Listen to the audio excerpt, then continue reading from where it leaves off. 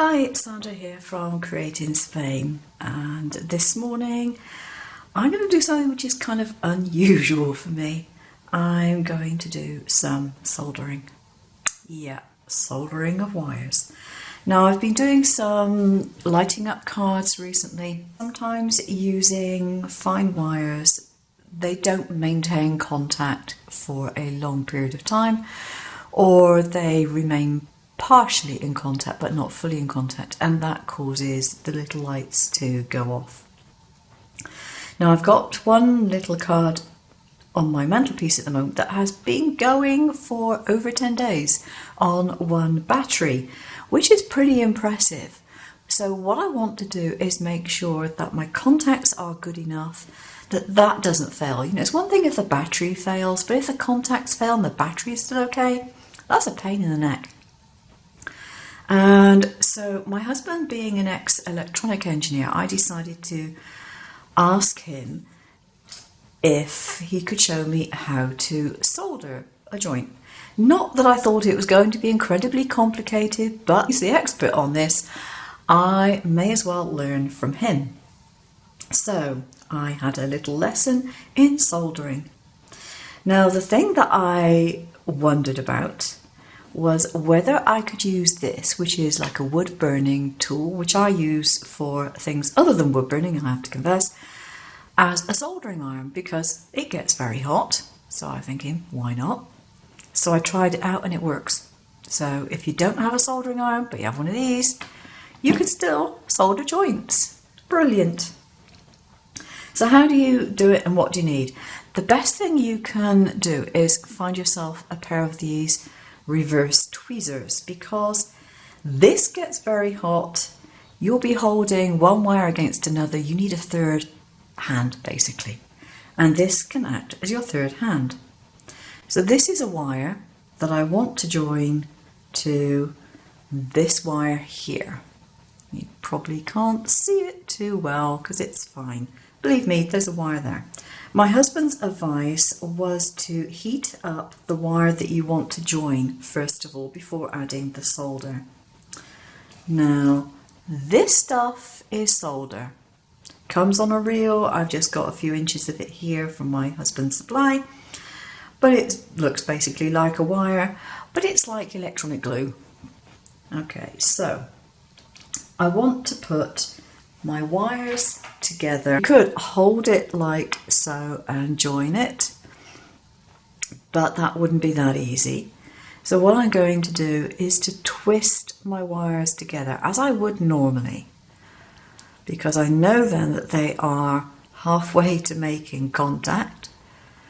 All right, and make sure I get it well joined. So there we go, it's joined.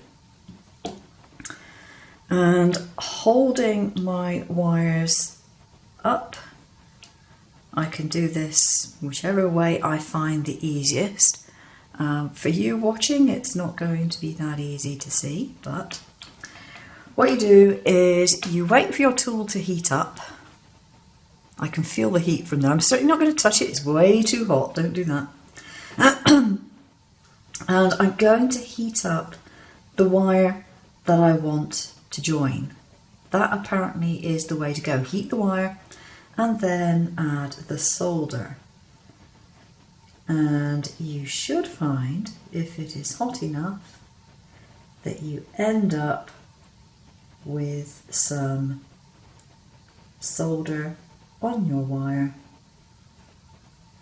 and you can sort of run it along.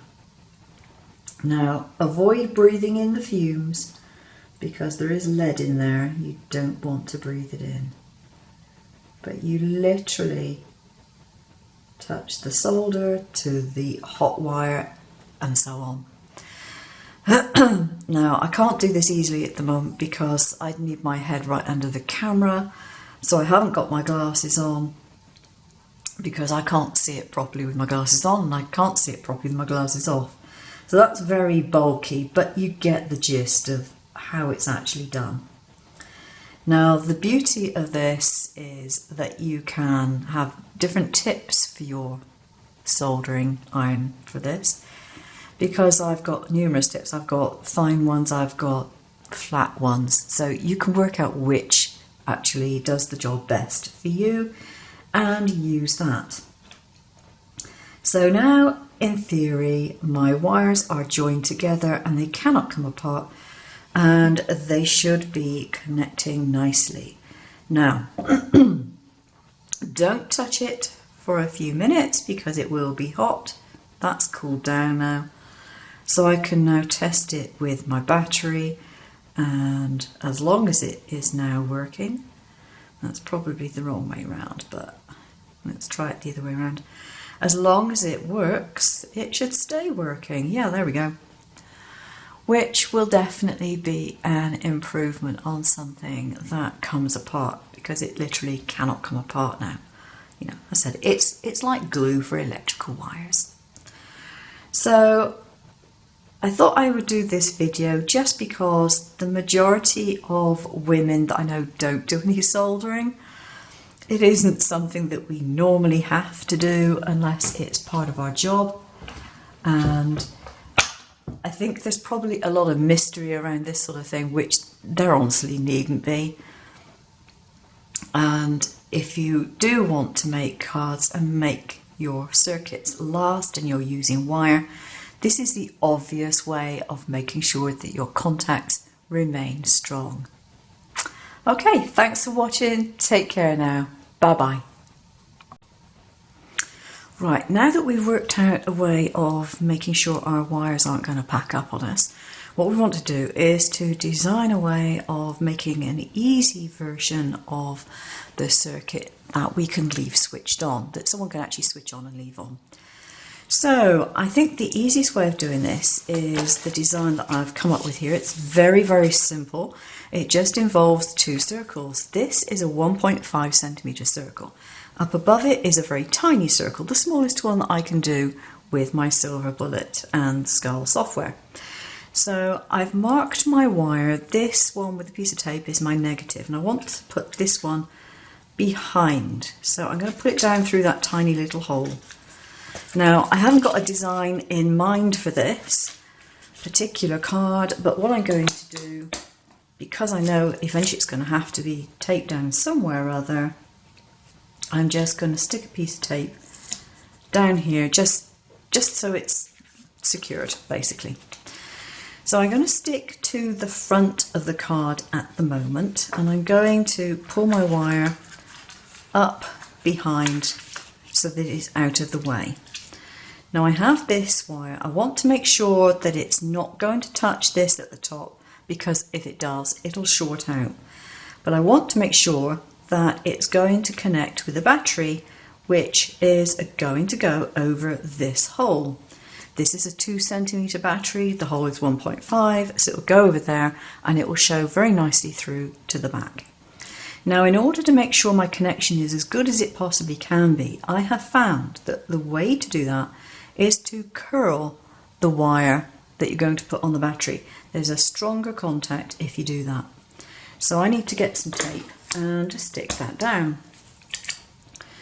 You can put it right on top of the battery like so and just stick it in place. Doesn't get much easier than that.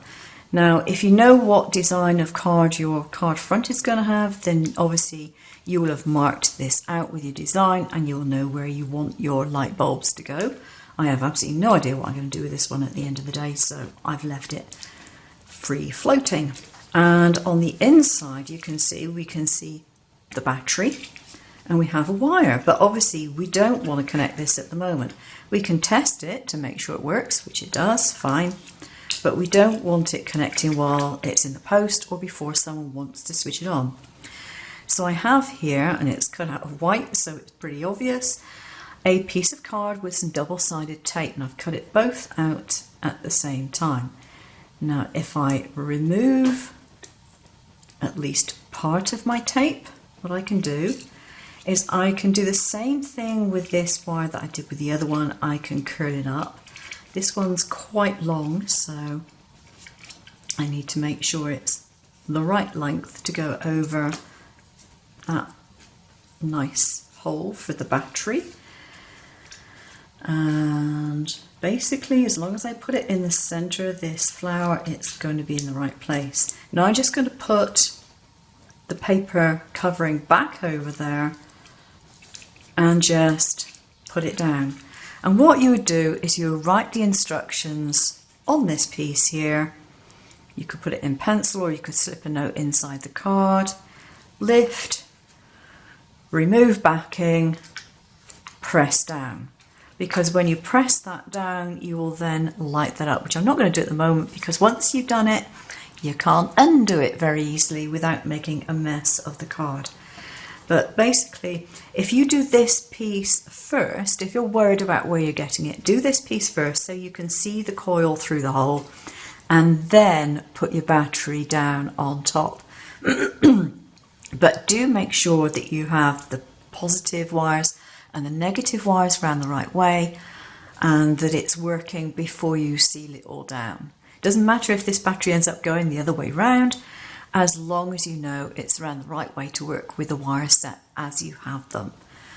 So that's how to do a switching on card that you do not switch off.